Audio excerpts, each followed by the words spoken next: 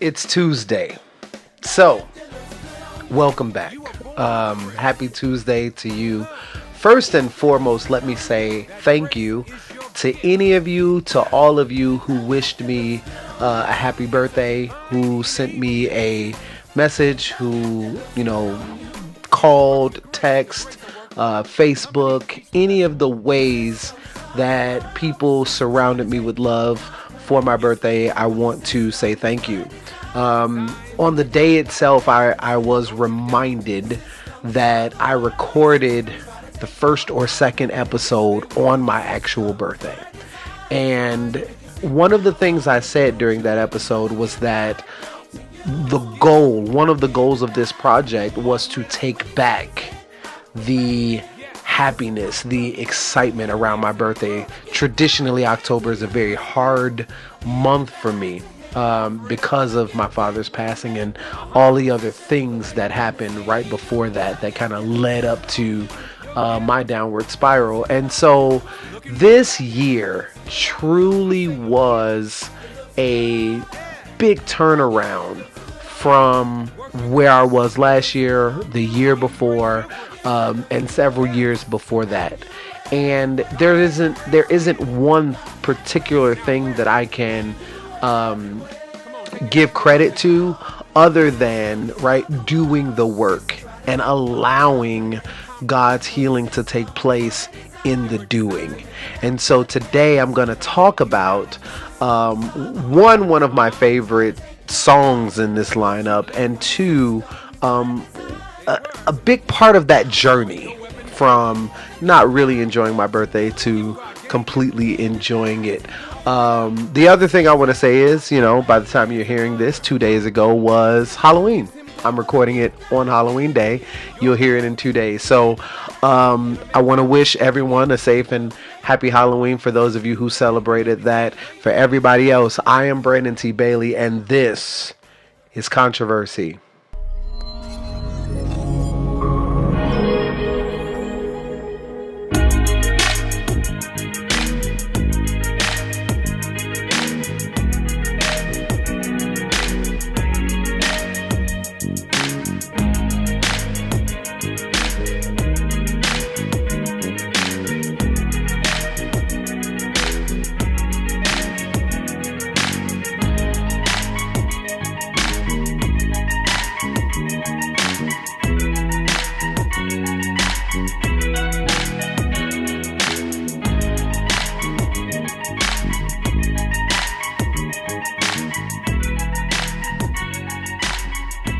Can I just tell you all that the worst part about recording a podcast without a script is when you get 6 minutes into a good conversation and realize that the microphone was muted for the entire video.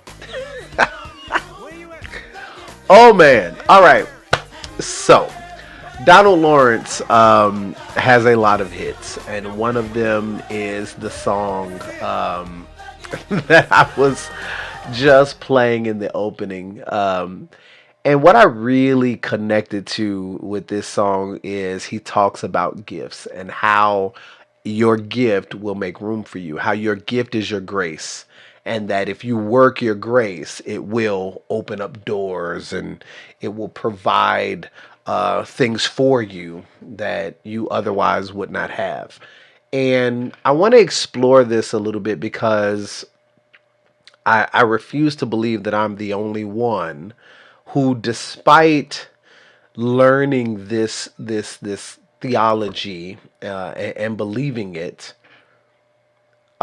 struggled to embrace it in times of disappointment and despair, and struggled to see how it remained true, even though the outcome didn't quite look the way I wanted it to look. So let's explore this a little bit together. 2 Corinthians 9:8 says, "And God is able to make all grace abound to you, so that having all sufficiency in all things at all times, you may abound in every good work.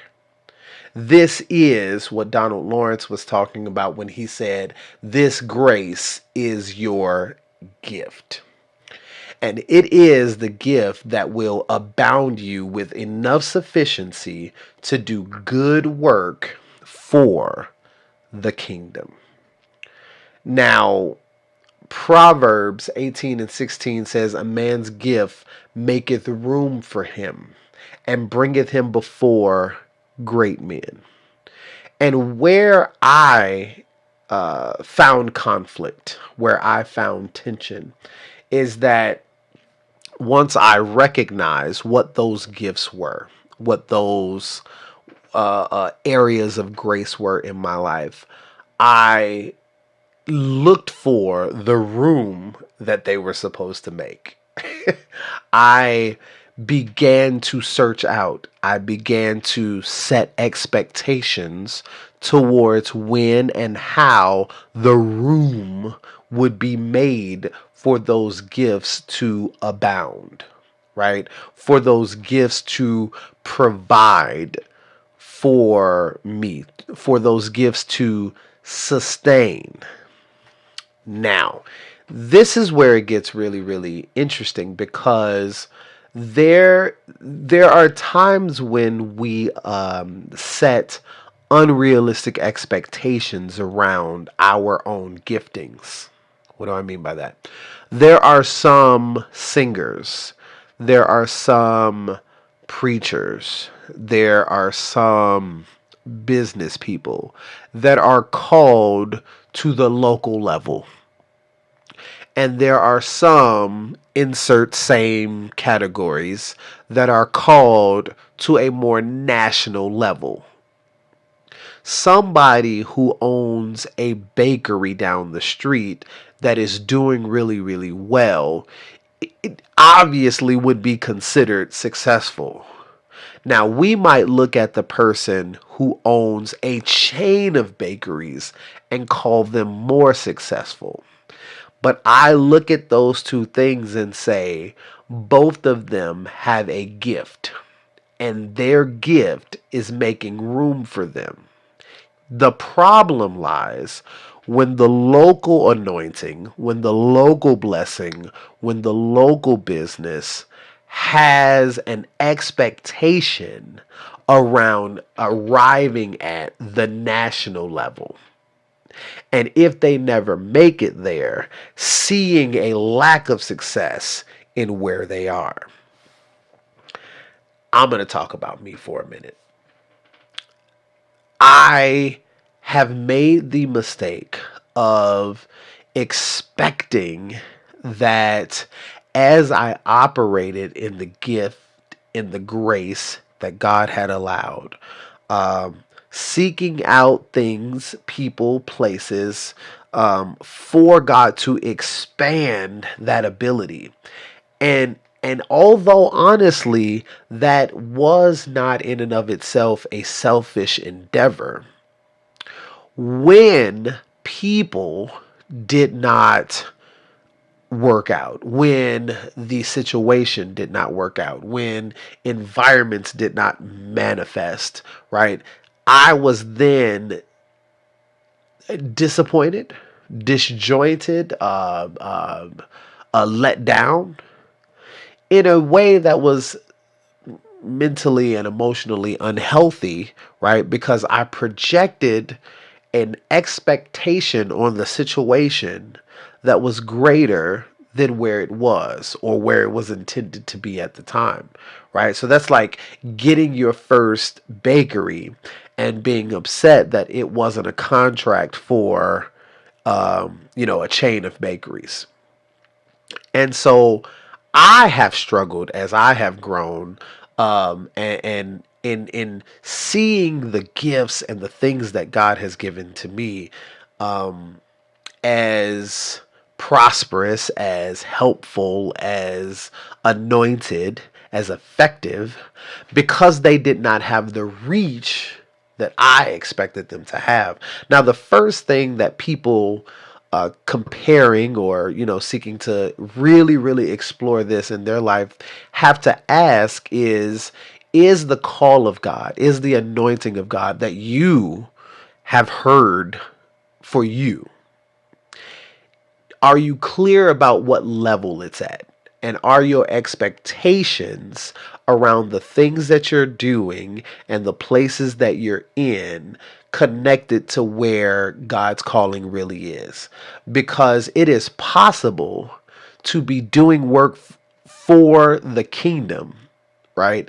But to miss God and to miss opportunities to serve the people of God because your expectations around his anointing are, are higher, are different than where you actually are at the moment. Now, I can only speak for me. Like, we having this whole conversation because this is me dealing with my mess. I've talked a lot about Social Leadership Academy, how I got there, who I've met along the way, a lot of the people involved in this project, whether it be interviewees or, behind the scenes work. A lot of that came from the work that happened during that place. And in the book, I actually talk about how I got there. And so I'm going to, leave some of that story for your reading purposes there. But I was working out of Starbucks at a time in my entrepreneurial journey where things were not going great. And I was looking for ways, right? I was looking for the gift to make room, that's simply put, right? And I ended up in a conversation with a stranger. And to know me is to know that that's really not my deal. Like, there are people who, even my wife sometimes jokes about the fact that I will end up in casual conversations with strangers. But, like, when I'm in a work, get things done space, I'm not trying to have a conversation with somebody I don't know. But I ended up in dialogue with this gentleman. And as a result of that, I ended up being a part of the organization right along with him.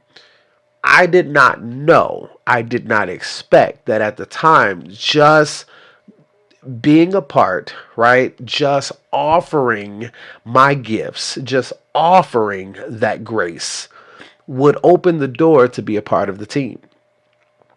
I didn't know that in so doing, right, I would ultimately begin to expand my own view of what was possible just based on the things that I was already trying to do and the things that, I believe that God had gifted me for. One of the things I recognize is that the gift opened the door. The gift made room. That does not mean that the end product will be successful. Many of you know that that team ultimately disbanded, and a lot of the people I was working with are doing great things now. They've all had their own journey. The mission of the Leadership Academy is still moving forward in various ways through various people. At the end of the day, the end product did not end the way I thought it should. But that does not mean that the gift did not make room. So why do I bring this up? Because to get a sense of mental and emotional stability is, and I've talked about this very early on, right? To accept what is, to rest in what is. And a lot of times, even our good expectations, our good motivation, our good pushing and prodding and fighting for greater and for more, even those things can create a cloud of disappointment and failure and dis-ease because the expectations around them do not align with what is. And although I never arrived at that national level, I'm not a world-renowned singer. No one knows me for writing, right? I don't have a large national audience for the podcast. Like, all of these things are not a thing. But that does not mean that the gift did not make room. And I could get caught up in what this isn't, or I could learn to celebrate what it is. And so I encourage someone to evaluate your own expectations around the gifts, around the calling, around the things that you're trying to do, and the barriers you have faced, because sometimes those barriers were intended to teach you something. Sometimes they were intended to change your course. Sometimes they were intended to tell you to stop. This ain't it for you. But if we are so caught up in what it could be, we'll push people away and we'll miss maybe even some of the rooms that God intended to put us in with our giftings. So, I don't know where you are, what you've been through, how you relate to this, but for me, I had to learn that He will make a way, but sometimes He's already made it and He's giving us the answer.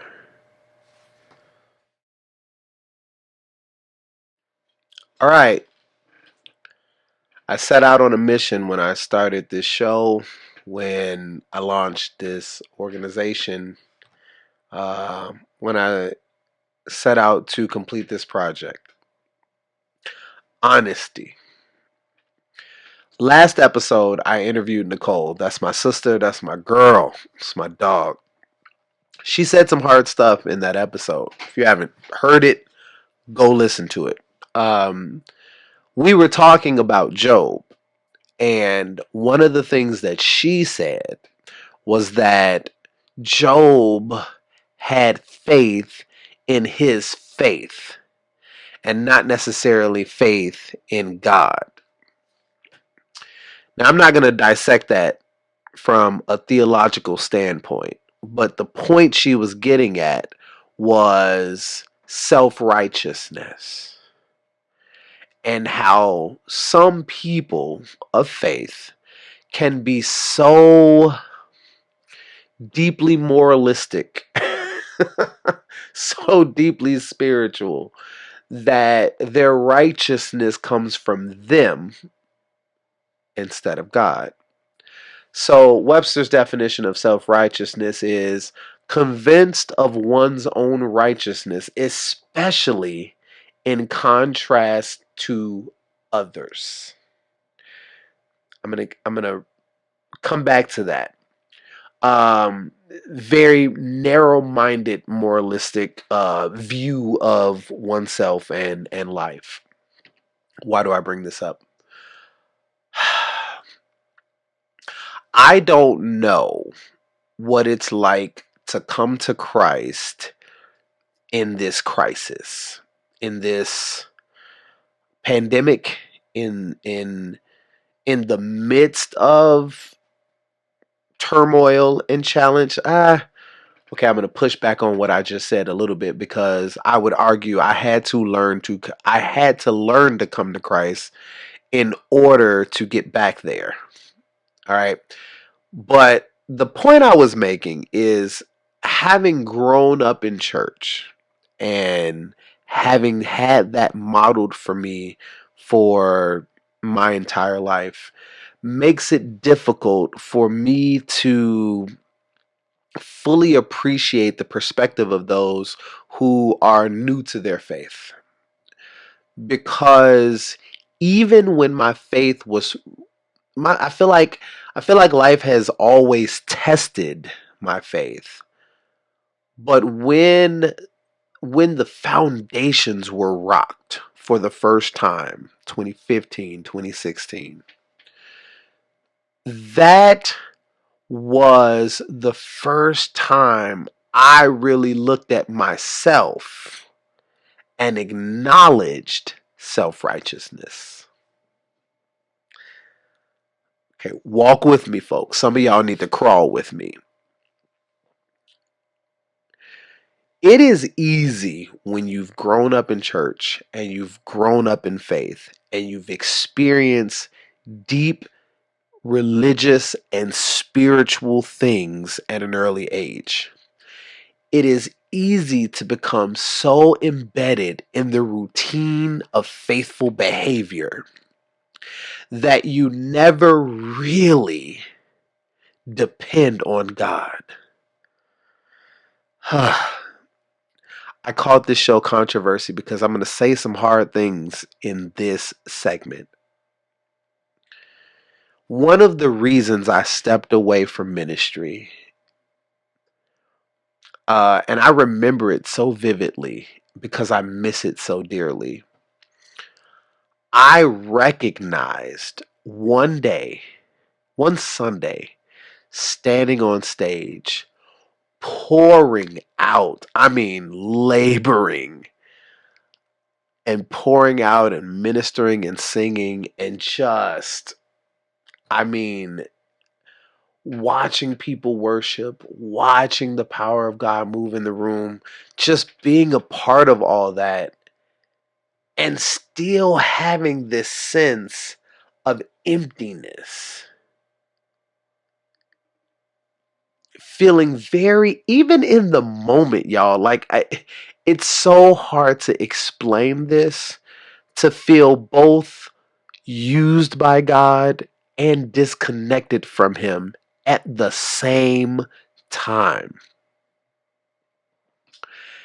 And getting off of that stage to do a self reflection to realize that everything I was pouring out was not from a place of God, fill me up. Thank you, Tasha Cobbs. Fill me up, God.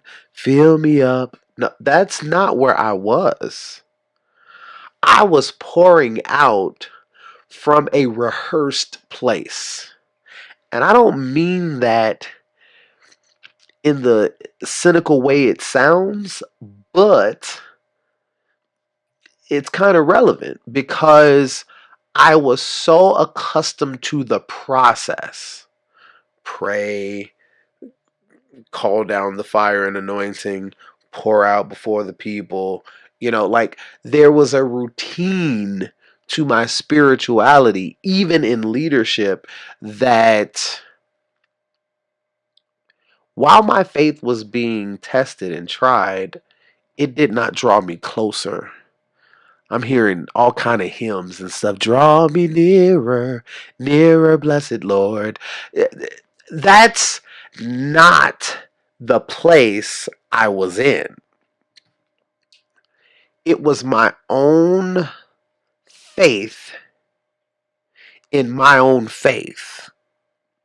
When Nicole said it, I like if you look at my face in the moment, it hit me. It hit me in a do I agree with that? But then it rested in a, yeah, I know that in my life I have had faith in my own faith. So for those of you who read Napoleon Hill, Adam talked about this book, and I was really excited when he brought it up. Napoleon Hill has a book called Outwitting the Devil. And this book is controversial for a lot of reasons. I'm not going to get into all of them. But in it, he has a conversation with the devil. And the devil reveals his strategies for taking people out and for getting them off course. And one of the things that the devil talks about in the book, one of his strategies, is drifting. And the simplest way to describe drifting is autopilot, right? Right, we're in a time now where cars, automatic driving cars. Y'all gonna have to excuse me a second. Automatic driving cars are becoming more and more of a thing, and um, drifting is like sitting behind the wheel of an automatic driving car. You are experiencing all of the sensations of driving, but you're not driving. And the danger of drifting that Napoleon Hill talks about in the book is that when you are drifting, you're not engaged in the present moment. You're not engaged in the here and now. And so you're not really grappling with all of the things that life is presenting to you. And there's a lot of reasons that's dangerous. But let's talk about this from a spiritual standpoint. We know that faith is an active thing. Love is an active word. So you can't love God and not be actively involved in that process.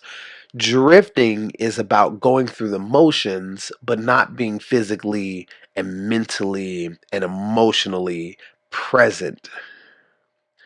And I discovered that almost so if you listen to the episode where I discuss the day my dad died, the moment I heard my mom scream and my brain said this is what's happening, right, there was kind of a connection to the place I was in, and from that moment forward I began to drift. I i remember planning most of my dad's funeral. Not to say that there weren't a lot of people that helped out, right? Like, please don't hear me the wrong way.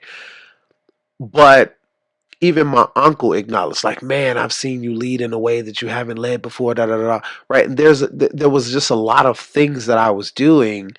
I was not physically, emotionally, spiritually engaged in doing those things. I was on autopilot. I was keeping busy. I was moving for the sake of moving.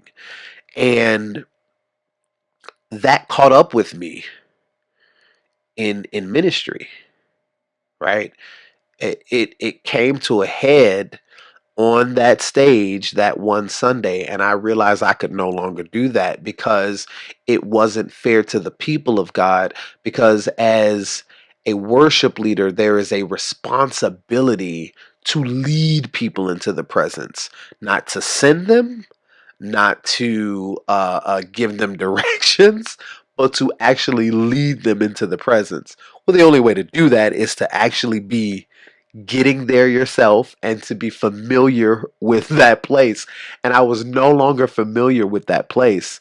And so it was hard for me to stand in integrity and try to lead people where I wasn't. Now, I could get on that soapbox about all the people who are doing things for God who really aren't doing things for God. I'm not I'm not gonna get on that soapbox. I'm not gonna get on the worship leaders who aren't leading worship. That's not where I'm headed. Where I'm headed is that moment of realization that I had in deciding that I was drifting is something that a lot of people may not have the tools to recognize. When you become so used to just going and doing that you aren't engaged in what you're going and doing. And that's dangerous. Because in that space, you begin looking for an answer out here. When if you were engaged in the present moment, you could see an answer right here. Why? Why, Brandon, are you even going down this alley? Because this episode is entitled, He Will Make a Way. And I believe that wholeheartedly. But faith without works is dead. For everybody believing that God will snap his finger and prosperity will be upon you, you don't understand his word. For everybody who thinks that God will blink his eye and your troubles are going to be gone away, you haven't read his word quite correctly. For people who think that they will just pray and worship and speak in tongues and suddenly they will have clarity on what to do in life and no ambiguity will ever arise, you may not quite be understanding his word correctly either. We can have faith that God will order our steps. We can have faith that he will shine a light on our path. We can have faith that he will give us an answer we don't have. But at the end of the day, faith without works. What are you doing? Now, here's the deal. Nicole and I kind of talked about this, and the reality is there is no perfect answer to this. What is the ratio of waiting and doing? I don't know. When when should I be waiting? When should I be doing? I don't know. When should I be waiting on God? When should I be taking steps and trusting and believing? I don't know. But here's what I do know. If you are a person who lays it at the altar and does nothing, your trouble and your solution are still at that altar. If you are somebody that believes that God will heal your body, but you don't take any steps. Listen, I am not being cynical towards the ability of God to miraculously touch people in the moment and have their body healed. I believe that those types of miracles are possible and still present, but they are the exception. The norm is that we trust God to help us make good decisions that will lead to the things that we want. Faith without some kind of work on your behalf is dead. I have faith that God can ease my troubled mind. Works says, go talk to a therapist. I have faith that God will remove this excess weight. Works says, go to the gym, eat right, and change some habits. I have faith that God will give me the love of my life. Work says you need to talk to someone, you need to court them, you need to get to know them, you need to ask them to marry you, right? Like all sometimes it seems really simple, but sometimes we make it more complex than it has to be. At the end of the day, a lot of people get caught in the enemy's uh, uh, um, distraction of drifting, where we enter our lives on autopilot, fixated on our job, fixated on our kids, fixated on our hobbies, fixated on the stuff. And we don't take the time to work towards what God really wants to do in our life.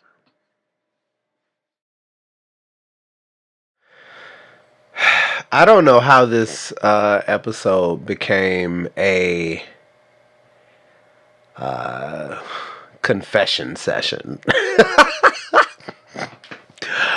But, therapy really is about getting to the core, and embracing your story. One of the hardest things for me to do in therapy was to accept that the negative experiences were a part of the story, right? Every good movie has some time where the hero goes through some difficulty. And the story wouldn't be as good if the hero didn't have those shortcomings. Now, the hero usually wins at the end of these great movies, but if it wasn't for that section in the middle where they struggled, we wouldn't appreciate their victory quite as much. Why do I say that? Here's the inspiration. My entrepreneurial journey began. Oh, all right, that's an untrue statement. It flourished. Okay. It flourished in my establishing a non-for-profit called the Bailey Boy Aid Foundation. It was the Artist Development and Education Foundation. Now, didn't really get off the ground in the way that I wanted it to, but it sustained me for a few years, and it helped me help other people for a few years. That being said, let's talk about one of the last experiences that is relevant to this experience. That bloody Facebook and its memories. Facebook posted a flyer that I had posted, and the flyer was for a concert that I was preparing to do, to raise funds for the foundation and to also provide an outlet for some music that I had written. I told you all I've been on this path for a long time, and at this point it's no longer about the financial gain, and it's just about the release, right? And so back then it was definitely about the financial gain and my own creativity being able to sustain me. I had planned this concert. I had made relationships. In Chicago, there's very few things that happen musically that Mark Hubbard does not have a hand in. I've met Mark and had an opportunity to work with Mark on a number of occasions. And I was looking for a choir to be a part of this concert because, I had a group that was supposed to do it. It didn't work out, whatever. So I reached out to Mark like, hey man, look, I need somebody who can do this. What do you think? And he gave me Pastor Smith and St. Mark over on the west side of Chicago. And I remember making the call asking him if he and Mark Hubbard had even met, and they hadn't. So taking me back to segment 1, your gift will make room for you. Room that you're not even aware of sometimes. They had not actually met, but he and his choir had a reputation for doing various things in gospel around the city of Chicago. And Mark connected us. And we were in rehearsal for this concert. And the only recording I have of this song, He'll Make a Way, that is going to be on the project, the only recording I have is as I was teaching it to their choir, right? And they were learning it. Now, the video is fresh. I mean, literally, they had learned it that night, and there was just a section of it that we were, I think my wife recorded it from sitting out in the congregation. And there's a couple of things I want to say about this. Number one, there was so much happening at that time, and when that concert fell apart, there were so many people that I was angry at. There was so much blame that I spewed out. And so here on this podcast, I am owning all of the things that I didn't do well. I did not communicate well to the people who were looking out for me by agreeing to be a part of this. I did not communicate well with the group that was supposed to be on the headlining, St. Mark, Pastor Smith, who is doing amazing things, and I hope his recording is going fantastic. But at the time, I didn't handle communication around that well because I was so hurt. And, look, I'm putting my excuses aside because this is about healing. I didn't handle my part well. And one of the things we have to realize is that to whom much is given, much is required. Right? God looks to see if you can handle small things before he gives you big things. And if you cannot handle, so now I'm making another reference back to a previous section. If you can't handle local level issues, then God cannot provide you with national level anointing. And I was not ready. And that hurts me, that disappoints me, all of the things. But One of the things I realized just in the experience of meeting these singers who were incredible young people, who were excited, who were on fire for God. One of the greatest things as a songwriter who really believed in my own writing and believed in what I was trying to do and all of that, to hear a manifestation of something that was in my head come out, right, was a affirming experience.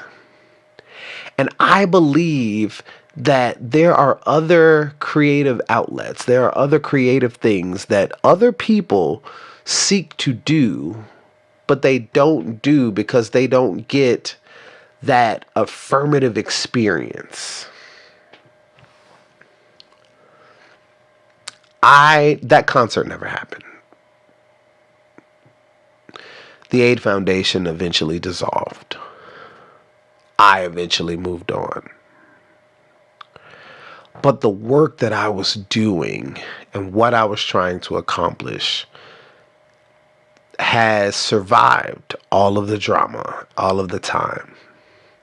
And I'm saying to someone out there, you have been holding on to a calling, to a gifting, to a idea, to a business, to a something. And he will make a way. He will open a door. He will connect you to the right people.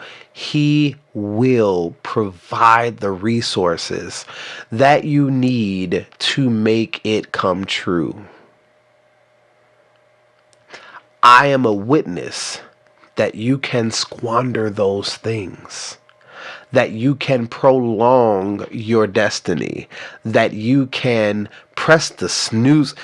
Y'all, look, I have an alarm set at 6, and I have it built in my head that I'm going to hit that button at least once and wake up 10 minutes later.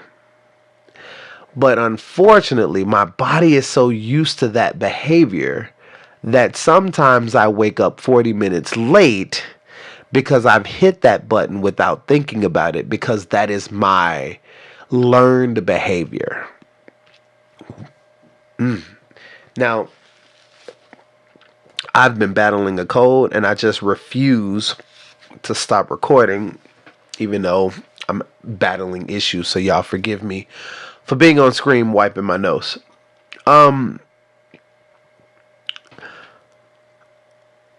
We can learn to prolong what God has already ordained for us to do.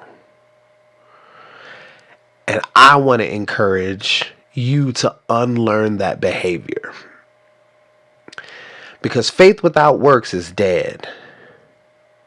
But my faith says he will make a way. Y'all, I can't wait for you to hear this project. I can't wait for you to hear the music. I can't wait for all of the time and resources and money and people to align to make it happen, to make it come true, and for me to share it with you. And I don't have a date yet, but here's what I know. I have seen too much to not believe that God is able to do exceedingly and abundantly above all that we could ask or think. And I have asked a lot and thought about a lot, and he will make a way.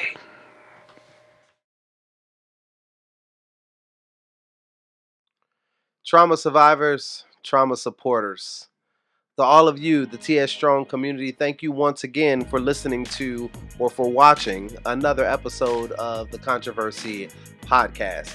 I don't know if you are jumping in for the very first time or if you are a return listener.